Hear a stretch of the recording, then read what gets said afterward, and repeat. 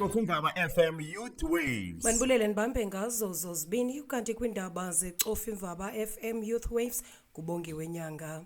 Esakugangatha phezukwazo namhlanje sakube sithetha ngomcimbi wokuhlukunyezwa ngokwesondo kwabantwana ngootitshala kwizikolo, ukunqongophala kwamanzi nemicimbi yendlela apha eMpuma Koloni.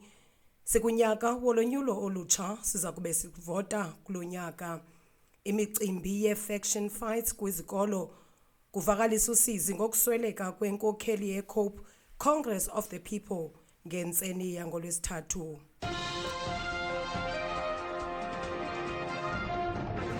Masibulele sibambe ngazo zozibini ukanti eziphala phambili kwezi. Umcimbi wokuhlukunyezwa kwabantwana uthe gqolo. Ukuhlukunyezwa kwabantwana ngokwesondo ngootitshala uthe gqolo kuba kumcelimngeni. Ootitshala batyholwa ngokulala nabantwana.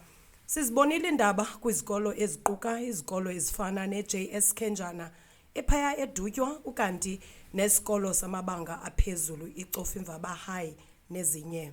Siyabuza kuwe ke Mphulaphuli, ngaba wena ungazikhankanya uthini kulomba izityholo zootishala abalala nabantwana?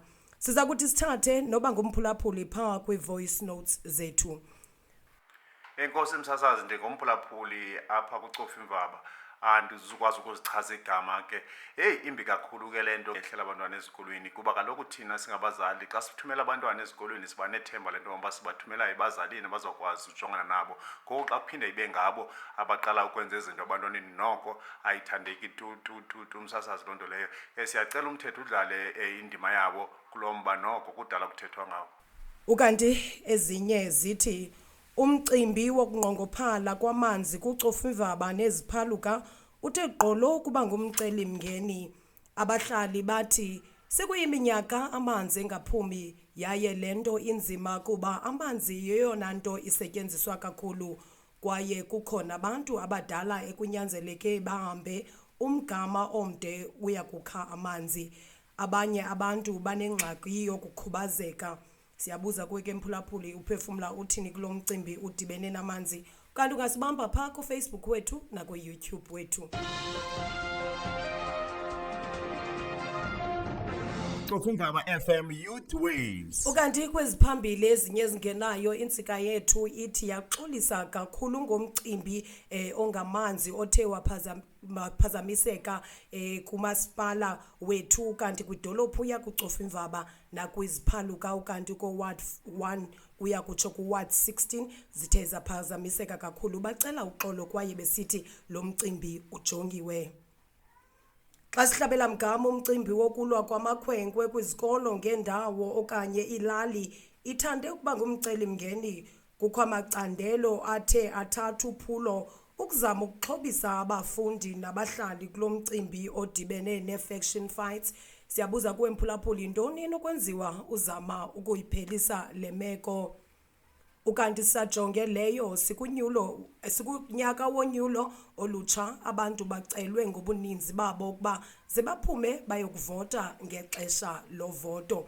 Ukanti sifuna ukwazi kuwe Mphulaphuli into yokubana ubunothanda uzibona oluphutshintsho kwilizwe loMzantsi Afrika. Ukanti sawubaleka siye phaa evenkileni kodwa ke xa sibuya ndiyafuna into yokuba sijonge ezinye indaba zethu. Xofindaba FM Youth Waves. Kuziqukumbela ezi kuvakalisa usizi ngokusweleka kwenkokheli yombutho Congress of the People iCOPE ngamafutshane ngentseni yangoLwesithathu mhla we-4 kaMatshi kulonyaka sikuwo. Eli litshantliziyo belisaziwa njengeqhawe ebelilwela inkululeko yelizwe loMzantsi Afrika. Umongameli weli loMzantsi Afrika uCyril Ramaphosa uthi uza kumkhumbula uLikota njengeqhawe ukuba amaxesha besingawajonge ebhodini bekungasa siziphaka mawethu indaba zipheli utshaba lixesha kamnandi.